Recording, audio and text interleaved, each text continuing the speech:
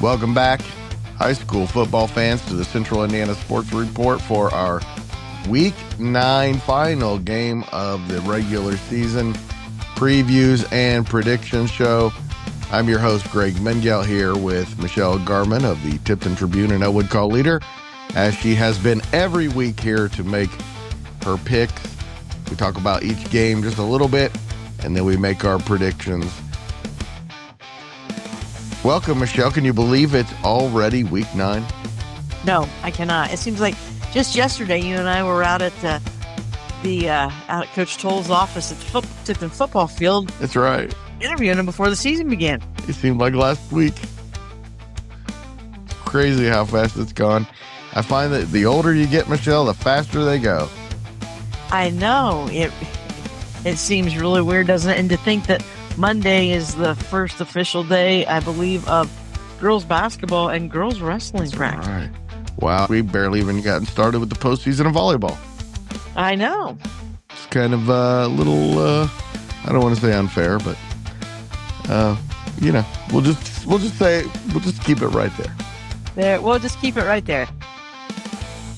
All right, Michelle, looking down the list and looking at everybody else's picks, this is going to be the most boring week of the year. I think almost everybody took all the favorites, but there are 7 games, and our games to watch, all of those except for maybe one could go either way. So toward the end, we're going to have some games that are more competitive. Before we get started, I want to congratulate you, Greg. You're no longer at the bottom of the pack. That is in correct. Our standings, you've moved up to the middle. I have moved right toward the middle. Last week when I won the week, I came up from the bottom. This week, Michelle won. She scored 99 points. Right, along with Kevin. That is correct. Michelle and Kevin Helfrich both scored 99 points to take the week. That means Kevin's lead over Kyle Nedenrip in the overall standings goes from slim 9 points to a slim 13 points. So it is really close between those two. Probably going to go to Thanksgiving. Michelle is in the game, though, with her 99 points this week. She now has 685, comfortably in third place, and only 34 points behind Kevin Helfrich. It's been a good year for me. Especially the last few weeks. At one point, you and I were battling for last place. You're up to third already. All right, in week 8, I mentioned Michelle and Kevin Helfrich. Kyle Nedenrip was third. Elijah Poe scored 87, then Jay Stevens of the Kokomo Post 86. I scored 85. Grant Schaus, who made the picks with us last week but was not feeling well this week, he scored 84. Daniel Bragg of Bragg Sports Media 82, and Kate Hampton of the Muncie Star Press scored 81, and it was like Sam Frick was trying to miss all of his picks last week. As I mentioned, Kevin Helfrich has a 13-point lead over Kyle Nedenrip. Michelle's third, then Elijah Poe, our IndyCar guy from the Ball State Daily News, and Daniel Bragg, me, Jay Stevens, Grant Schaus, Kate Hampton, and Sam Frick. It's kind of nice. It's kind of a tight race kind of through there. It really is, except for the very top and the very bottom. It's very competitive. I really like this idea, and we're doing it with college football and the NFL as well, and it's been a lot of fun. I'm doing a lot better in those. And this week, Michelle, I really think it's going to come down to who picks the 6 and 4s and the 5 and 5s correctly, because it seems like everybody's picking the not games worth 9 and 1, 8 and 2, and 7 and 3, pretty much the same. Oh, I would imagine. I mean, looking at that list, and of course our listeners are going to hear it. Those are, I think, pretty obvious. Let's start with the most obvious, and that is the games where the favorite is worth 1 point, the underdog is worth 9. We've only had one of those win all year, and that was within week 1, Beech Grove over Greenfield Central. 4-4 Tipton is at winless Benton Central. Class 2A number 12 Alexandria is 6-2. They're at winless Blackford. And 8-0 Class 5A number 1 New Pal is at 3-5 Delta. Of course, Tipton, Alexandria, New Pal, all the favorites. New Pal will win its 35th straight HHC game and its 5th straight unbeaten conference regular season, giving up just 3 points per game this year, just 19 points in 6 conference games. Michelle, do you want Benton Central, Blackford, or Delta? Heavens no. I want Tipton, Alexandria, and New Pal. Really good way for the Blue Devils and the Tigers in particular, after really tough schedules over the last few weeks, to get a nice win, easy win, heading into the postseason. The next group of games, there are 6 of them where one team is worth 8 and the other's worth 2. Not quite as inevitable as the first 3, but pretty close to inevitable. One of these games, however, will be in our games to watch because it is for a conference championship. And we start with Class 4A, number 14 and 6-2 Yorktown at winless Mount Vernon. Yorktown had its 4-game winning streak snapped last week against Pendleton Heights. All 4 of those games, by the way, were won by at least 20 points by Yorktown. Yorktown's 28-27 win over Mount Vernon last year started the Marauders' 10-game losing streak, which followed a 5-game winning streak, which followed a 5-game losing streak, which followed a 5-game winning streak. It's been 2 full years, Michelle, since the Marauders have won or lost back-to-back games. It just seems so strange to think about that from a Mount Vernon team. There would be a lot of years that could be a kind of a trap game for Yorktown. They get caught looking ahead to the sectional, but I picked Mount Vernon twice this year because, probably more than that, but I remember I picked them 3 times specifically because I didn't think they would have a winless season. Well, I'm sorry. I think they're going to have a winless, at least regular season. We both have Yorktown in this one. And Noblesville is 1-7, their only win, by the way, over Mount Vernon. They're worth 8 points. Avon, Class 6A, number 13, 4-4, worth 2. Noblesville's lost 13 consecutive Hoosier Crossroads games, including 24-18 last year against Avon. Avon's won 17 of its last 18 against the Millers. They are playing for their first winning regular season since 2020. I assume you have the Orioles. Oh, yeah, this is going to be 18 or 19. And Avon is one of the best 4-4 teams in the state. That's the Survivors Conferences. Actually, that's probably what they should rename their conference, Survivors Conference. Also worth 8 points. 4-4 Shelbyville at Pendleton Heights, which is worth 2. The Arabians ranked 7th in Class 4A after last week's big win over Yorktown. They are 7-1. Their only loss to 5A number 1 New Pal. Last week was their first game closer than 8 points in their 7 wins. It was kind of a prove-it win, and the Arabians prove it against the team they're likely going to see later in the season with bigger stakes. Pendleton Heights has won 8 straight against Shelbyville. I assume you think it's going to be 9. Oh, I definitely think it's going to be 9. I think Pendleton Heights is having a very special season, and I think they, along with Yorktown, are 2 teams that are so happy that New Pal is now in Class 5A. So happy. I have Northwestern 4-4 worth 2 points. Northfield 1-7 worth 8. Northwestern beat Northfield 49-14 in their first meeting ever last year. And the Tigers are 13-3 all time in the Three Rivers Conference. Looks like it's going to be 14-3, right? And Northwestern should win this one going away again. And as I mentioned, one of our 8-2 games, Muncie Central and Lafayette Jeff, is in our games to watch. We'll talk about that one a little later. Sounds good. All right, we move to our next category, even more competitive, but still there is a decided favorite in each of these games. In the Hoosier Heartland Conference is 5-2 Taylor. I have them worth 3 points at Delta, which is worth 7. The Oracles are 2-6. Taylor's only losses in the conference have come to Carroll and Sheridan. Knocked them out of the conference race, but they did beat Eastern. And Eastern's better than any team in their sectional, Michelle, so that's the big prize still out there. Taylor's got a shot to win back-to-back sectionals. They do. The biggest test for them in the selection will be Carroll, and I know they rolled over Carroll last year, so they'll feel pretty confident about that. Delphi leads the all-time series 13-0, Michelle, including 21-14 last year.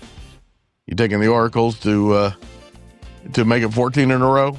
No, it's that Taylor will win this one this year. I know that history says probably not. I'm not so sure that Delphi's kind of not. I think they're ready maybe for basketball season. It's a nice way to put it, Michelle. It has not been a good year for Delphi football, a very, very proud program.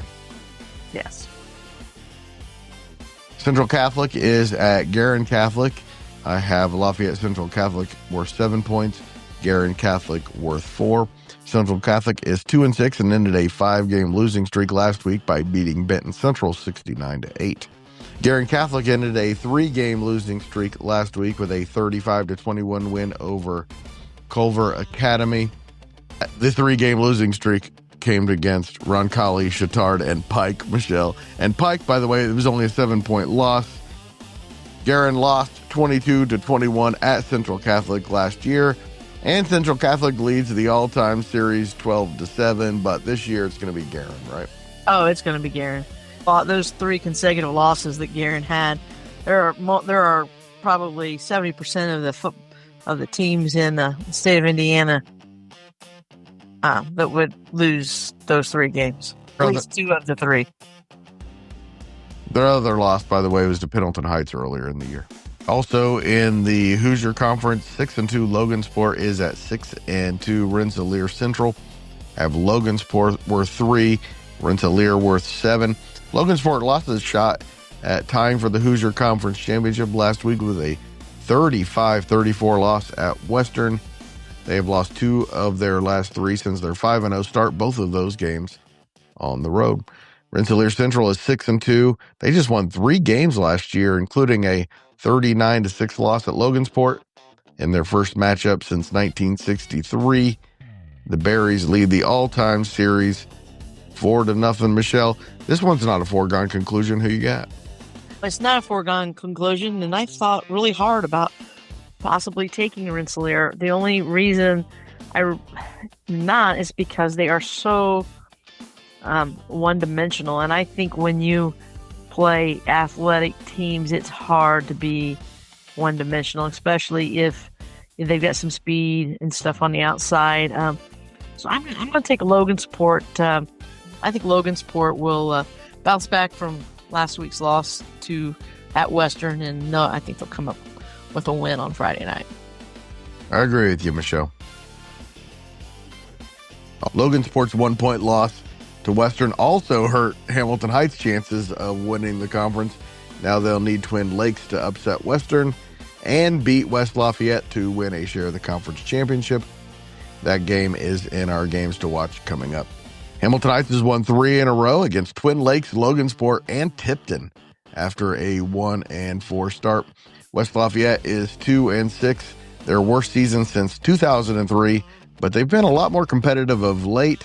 3 straight conference losses have been by a combined 22 points. West Lafayette, earlier this year, I thought their offense was the problem, and now it's their defense that seems to be the problem. As far as getting key stops, it'll be West Lafayette's senior night. It's tempting to take West Lafayette because of that. But I like this Hamilton Heights team. The champion kid may be gone, but they still have weapons to throw to, and they're fast. And so, yeah, I'll take Heights. I think that game could be closer than what people will expect. I think it could be another 1-possession game for the Huskies, but I will take Hamilton Heights. All right, we'll take the Huskies as well. I've been on their bandwagon.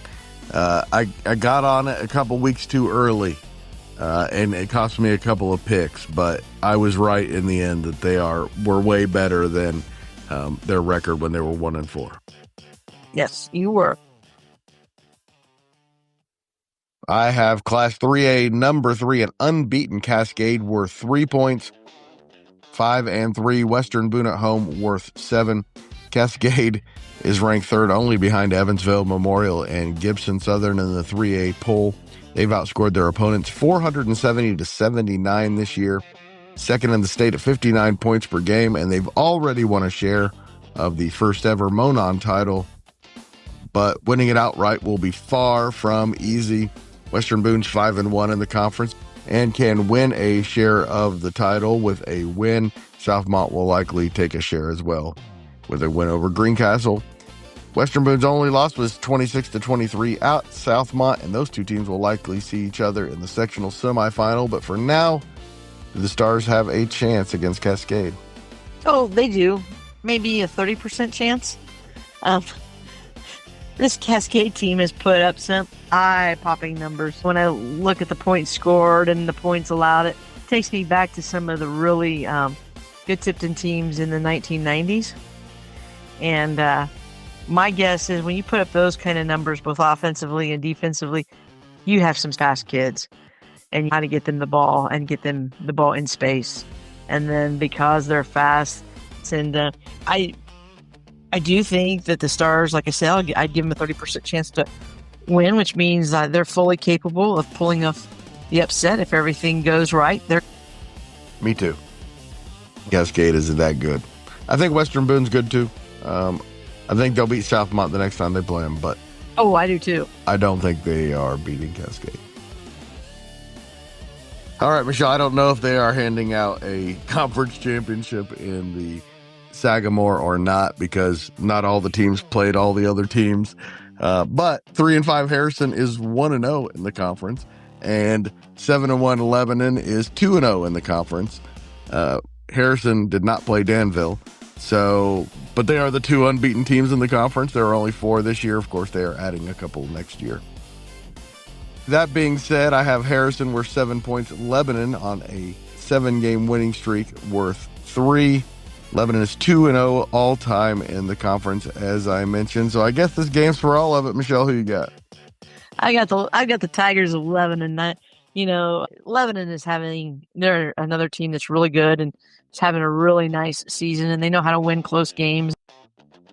I have 6-2 Westfield worth 3, 4-4 Franklin Central worth 7. Westfield can still win a share of the HHC championship with a Hamilton Southeastern upset of Brownsburg. But Michelle, I'm guessing the Rocks are starting to think about the sectional and what lies ahead for them in the postseason. I am sure that they are starting to think about that. And Westfield's going to want to go into the tournament on a really good note. They got a nice win last week. They're going to want to win this week.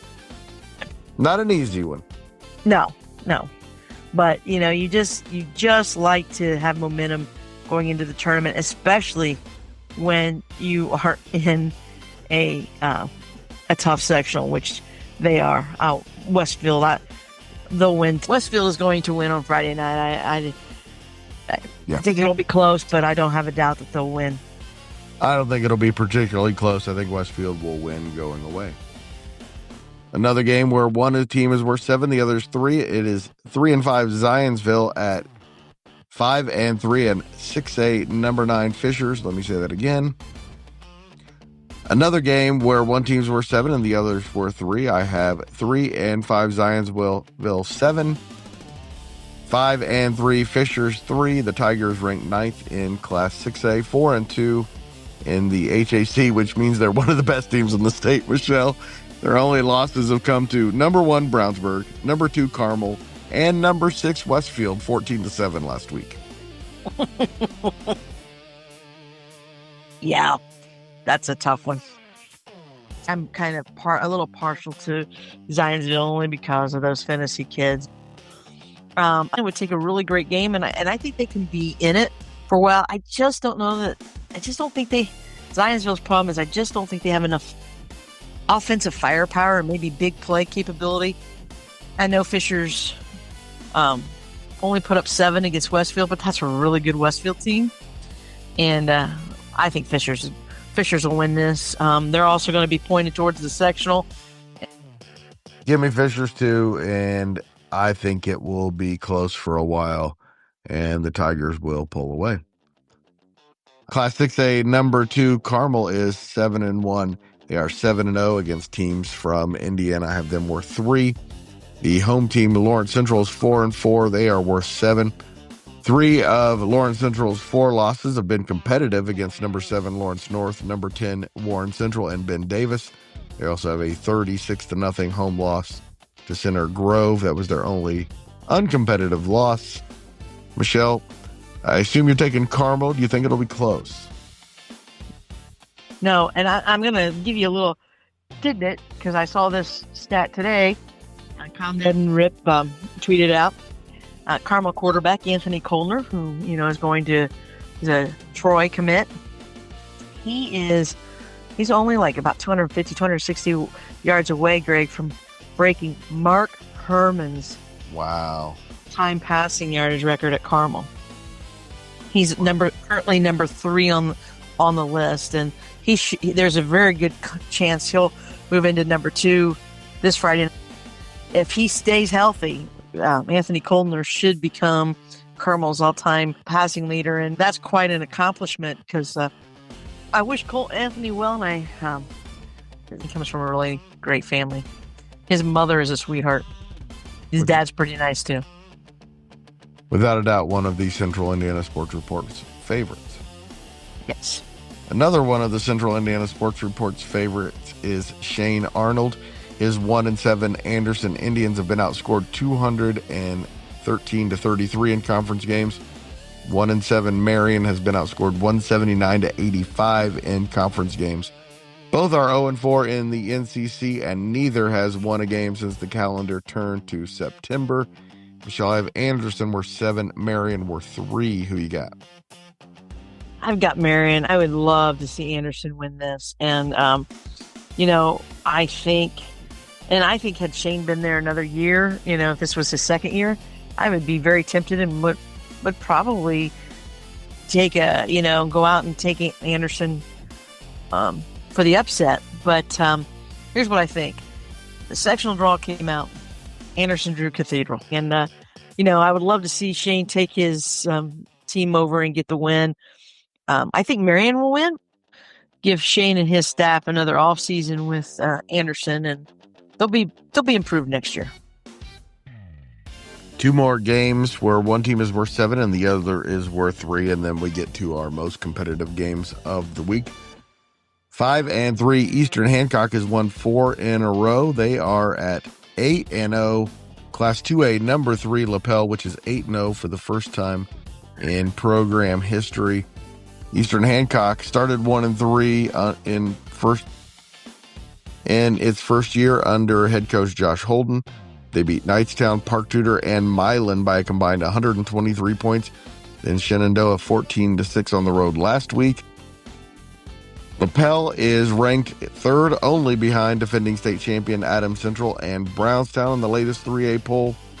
The last time these two teams have played each other to end the regular season and then saw each other again in the postseason. The team that won in the regular season lost in the postseason.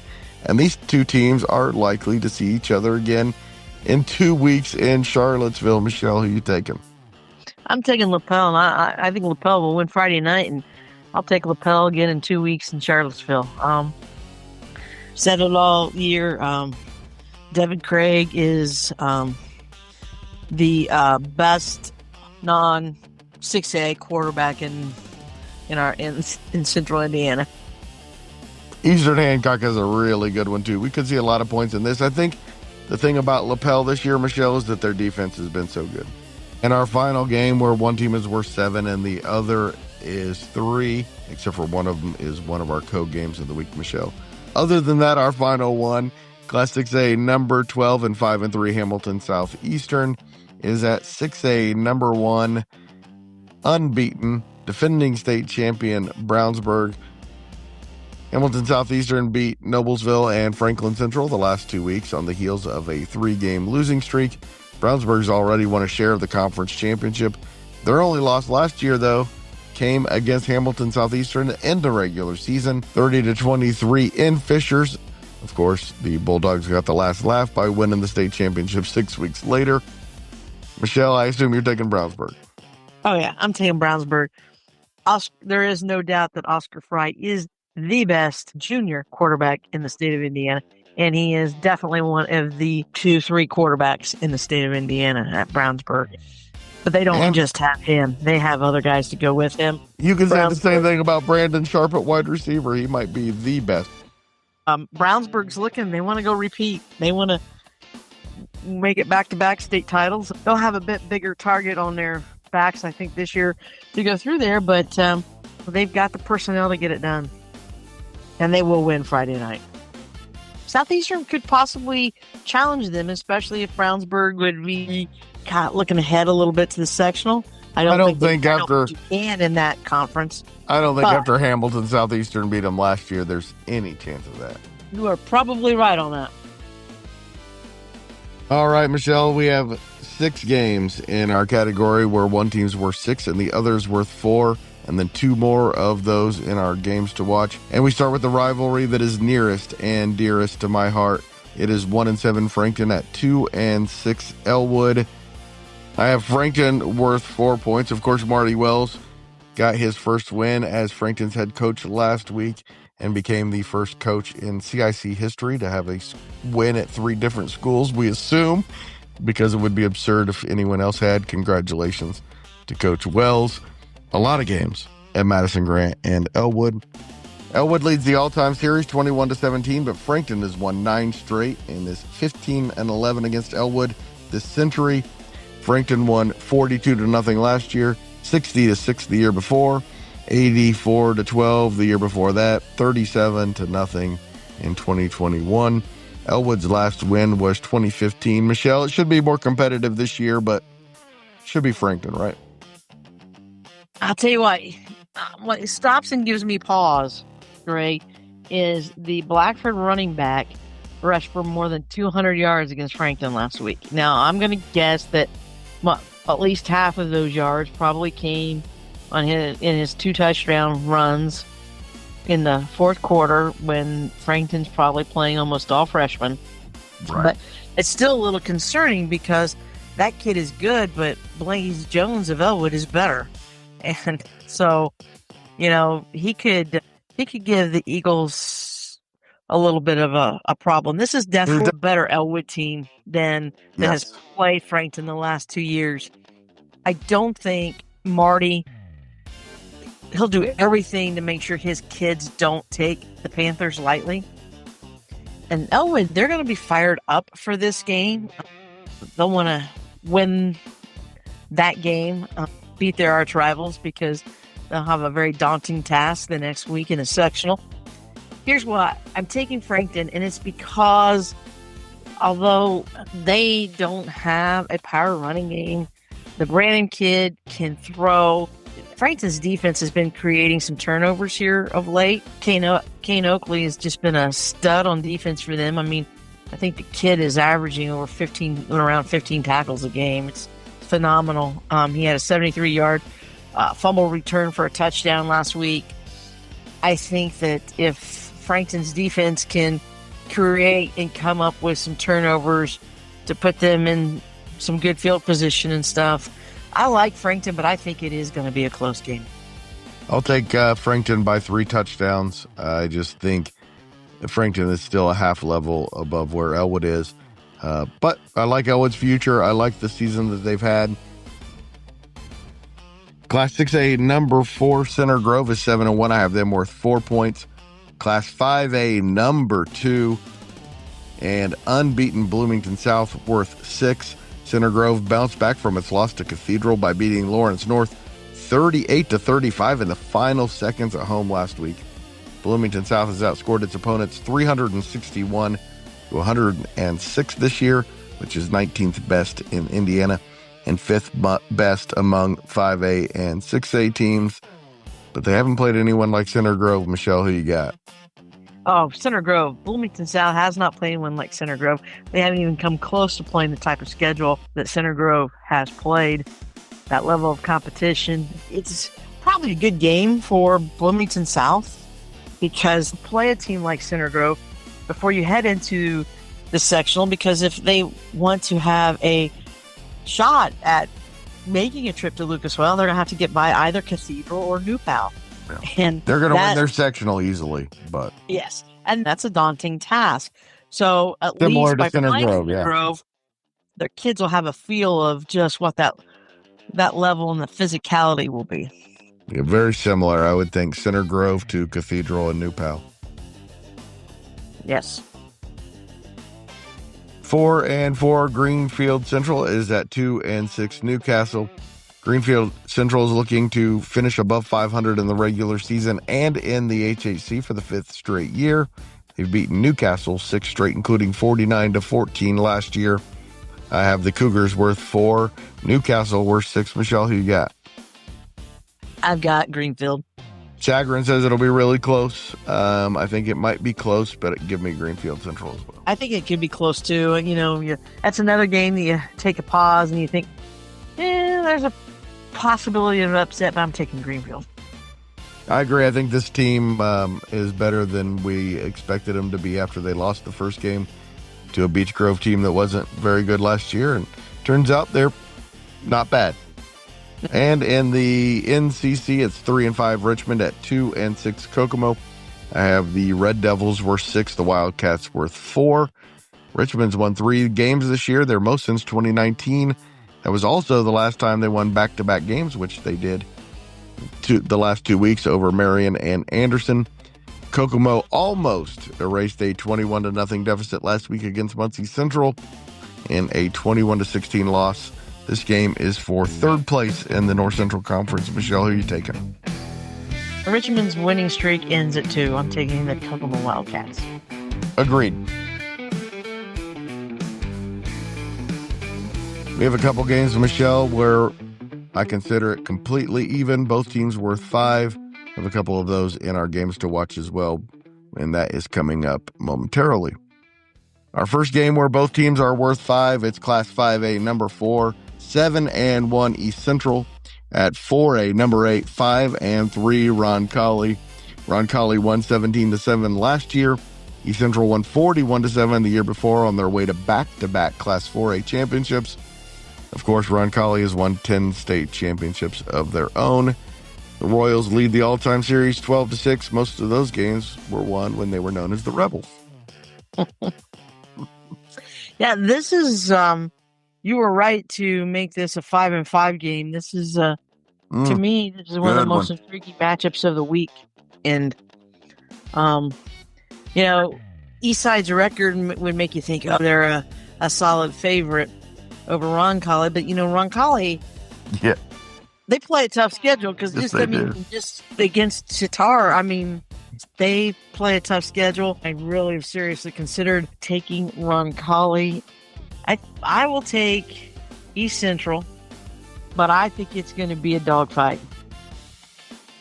Give me Roncalli. All right, Greg. I came so close to taking Roncalli. Then I probably would have taken East Central. And Class 5A, number 4, Cathedral is 5-3. So is 6A, number 10, Warren Central. Warren Central at home. I have both teams worth 5. Cathedral's 3 losses were to Indiana, number 1, Brownsburg, Ohio, number 3, Cincinnati Moeller, and Kentucky, number 6, Covington Catholic. With wins over Ben Davis, Chittard, and Center Grove. Warren Central leads the all-time series 11-9 thanks to wins the last 2 years. 20-17 and 34-28. These two teams, Michelle, always play great games. Neither team has ever had more than a 2-game advantage in the series. It'll go to 3, though, if Warren Central wins. Who you got? I've got Cathedral. Cathedral's found its offense here down the stretch, and they were pretty stout defensively early. They just had trouble scoring points. You get a win. And I know that Center Grove is a rival, and those games are always close and topsy-turvy, kind of like their games with Warren Central. I think Cathedral's got its eyes on the prize. I think they're locked in. Give me Warren Central. You have 5 games to watch before we get to our co-games of the week, which we don't usually do, but both games have CIC championship implications, so we're going to go with 2 games of the week. And our first game of the week is also for a conference championship. And in the game, I also have both teams worth 5. It's Class A number 5 Mechanical unbeaten 8-0 against 2A number 11 7-1 Rochester.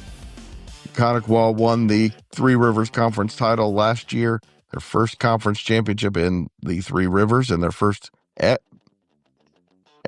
conference championship at all since 1991.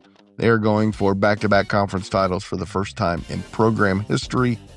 Rochester is outscoring opponents by 37 points per game and is second in the state to New Powell, giving up just 4.4 points per game. They are going for their 16th Three Rivers Conference title. However, Mechanical does lead the all-time series 5-4, including 30-14 last year for the conference championship. Michelle, it's a toss-up. Who you got? People would say, oh, Mechanical, they're 3A, Rochester's 2A. Give me the 3A school. But that's, as one of my favorite guys says, not so fast, my friend. Coach Corso, I love that line. I think Rochester will get Mechanical this year. Mechanical's defense is not quite the same or as strong as it was a year ago. They're giving up points. And Rochester, I think, is built to be able to control the clock. And if they can control time of possession and they can punch the ball into the end zone, it's going to make it tough on Mechanical. Give me Rochester. Make it 2 for the Zebras. I think they're just playing way better than Mechanical is at this point. The North Central Conference Championship will also be decided on Friday night. 5-3 Muncie Central is at 7-1 Lafayette Jeff. Both teams 4-0 in the NCC. Muncie Central's won 15 NCC titles, but none since 2014. Entering the season, they hadn't even sniffed a conference championship, Michelle, since the 2016 season when they started 5-0. Jeff has won 22 NCC titles, including last year and 4 of the last 6. I have Muncie Central worth 8, Jeff worth 2. Is that enough for you to take the underdog, Michelle? No, it's not. Coach Bursch is going to get Muncie Central there. I think in the future, Coach Bursch at Muncie Central, Coach Small at Kokomo, and Lafayette Jeff, those 3 teams are going to have some epic battles for conference championship. But Lafayette Jeff is the class of the North Central Conference. They were the class last year. They're the class this year. They win, and they win by 2 or 3 touchdowns on Friday night, if not more. We also have 2 games in our games to watch this week in the HHC. 7-1 Eastern, surprisingly not ranked, is at 3-4 Clinton Prairie. Eastern is worth 3 points. Clinton Prairie worth 7. Eastern's last HHC title came in 2021 when they won 3 straight. Comets have beaten the Gophers 8 straight times since the Gophers entered the conference. Michelle, is it going to be 9? It's going to be 9. It will definitely be 9. Eastern is they're rolling it. They handled. They not just handled. They dominated a quality Sheridan team last Friday night. From the start. Yes, that Eastern won didn't surprise me because I picked him to win. Right. That they led like 21-0, like in the blink of an eye. I did not expect that. If we, as we both assume, Eastern wins their game, then they will be joined as conference champions by either Class A number 10 Carroll or number 14 Sheridan. Both teams are 5-2 with 1 loss in the conference. Carroll is the 2-time reigning conference champion, and they've won it 7 times total. Sheridan hasn't won a conference championship since 2022, but they have won 8 HHC championships and 31 total conference and county championships. And they lead the all-time series against Carroll 11-6. Michelle, this should be a pretty good one. I have the Cougars worth 4, the Blackhawks worth 6. Who you got? I'm actually going to take the Blackhawks. They got embarrassed last week. Sheridan does not like to get embarrassed. It doesn't matter if it's Bud Wright coaching or whoever. Those kids, even though Bud may not be there anymore, a lot of these kids have grown up with Sheridan football, so they know what the expectations are. and have a lot of pride in that. So I think it's going to be a close game, though. I don't see either team really dominating, but I'll take the Blackhawks because they are at home. I agree, Michelle, that is probably separated by a touchdown or less, but I think it'll be Carroll that comes out on top even on the road. And the Hoosier Conference Big School Division will be determined as well when 6-2 Western goes to Class 3A number 13, and 6-2 Twin Lakes have both teams worth 5 points. Western can clinch the outright conference championship a year after going winless, Michelle. And they may be the favorite to win their sectional as well, in spite of losing their best player. What a job by Austin Colby. Yeah, what an incredible job by Austin. And when you consider that they didn't have McKittrick last week and were able to hold on and get that win to, clinch at least a share of the large school division of the Hoosier Conference, that's pretty impressive. Twin Lakes is having its best season since starting 7-1 in 2006, and they also have a good shot at winning their first sectional championship since 2002 if they can get by Mechaniquaw Northwestern, and then maybe Western a second time. Michelle, I have both teams worth 5. Who are you taking? Well, I know Western, they don't let you have a lot of possession because they're very good at running that style and eating up clock. The thing about Twin Lakes, they can strike quickly.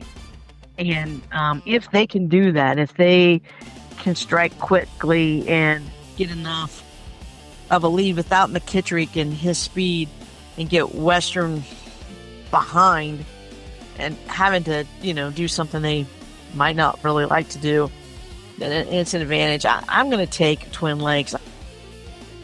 I agree with you 100%, Michelle. Give me the Indians.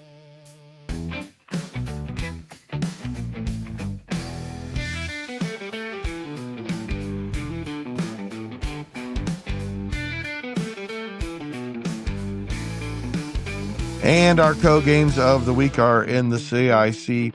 Class A number 12, Madison Grant is 5-3. They are at Class 3A number 7 and 7-1 Mississinawa. Mississinawa still has a chance to win the CIC with a win and an Oak Hill upset at Eastbrook. At Madison Grant worth 6, Mississinawa worth 4 at home. Michelle, who are you taking? I'm going to take Mississinawa. Be interesting, very easily, and should probably be a close game. Mississinawa's at home. I think it's probably going to be kind of close, but I'm going to take the Indians. Michelle, I was looking at the sectional fields earlier today and the regionals and semi-states, and Class 3A and Class A in the North are wide open. Very good chance for both of these teams and another team we're going to be talking about here in a minute to make deep runs into the tournament. I think Madison Grant, this is the start of their deep run in the Class A tournament. Give me the Argyles in the upset. Okay. And our final game, 5-3 Oak Hill at rival 8-0 CIC champion Eastbrook. The Panthers ranked 5th in Class 2A. I have Oak Hill worth 7, Eastbrook worth 3.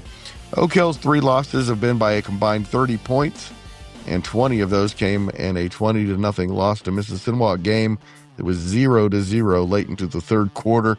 Oak Hill is close to being a really good team. Eastbrook, listen to this, Michelle.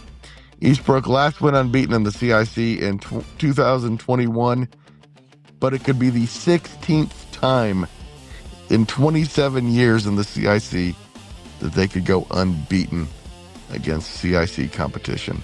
Michelle, Oak Hill at Eastbrook, who you got? I got Eastbrook. Jeff Adamson, they put together a really good season. He's got a 3-year starter back there, and Bodie Howe running his offense. But Bodie's more than just a quarterback. I mean, he returns kicks, returns punts. He's flat out fast. They've got a good power back, and then fake that handoff too, and draw attention up north, up the middle, and then Bodie can hit the outside and that kid gets into open space, he's most likely going to be gone. I think Eastbrook, is there, is going to win Friday night. I don't know that they're going to win the sectional. I think it's going to be tough, and we won't go past the section because I think it could be an interesting game, but I do think the Panthers win it and finish the regular season undefeated and are undisputed CIC champions.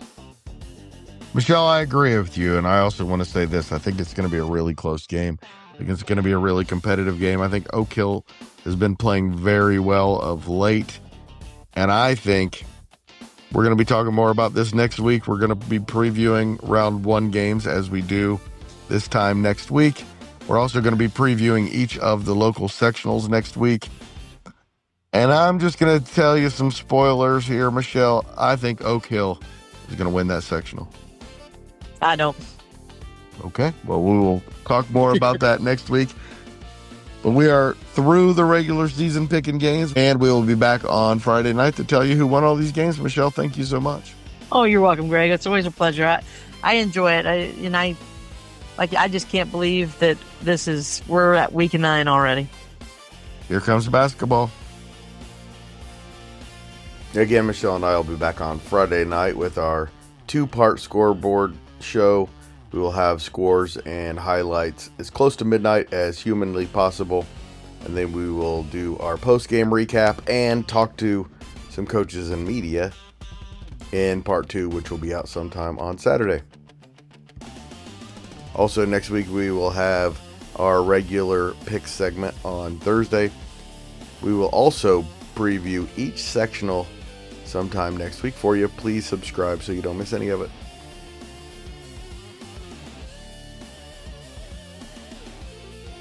Central Indiana Sports Report is a product of ITG Media, and I love Susie.